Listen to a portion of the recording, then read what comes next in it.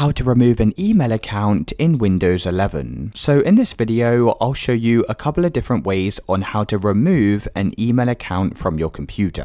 Now, the first method is you can just go in, open up your Start menu, search for the word Control Panel and click on this window here. Now, over in the top right hand side, make sure View By is set to Category and then select User Accounts. Now click on Mail and then press Show Profiles. Now, the first thing you can do is go and remove the mail account from here. So I'm just going to select this email address and press remove, and then go and press yes. You can then press apply and also OK. Now, if you can't remove the email from here or you can't find the email address, you can also select user accounts. Now click on manage another account and click on add a new user in PC settings. Now click on accounts from the left hand side, then scroll down to email and accounts. And here you'll find all of the email accounts associated to this computer or laptop. Now, if you click on the drop down arrow next to the email account, you may see an option here to remove the email address. If you don't see this, it's because this is the only email account on your computer.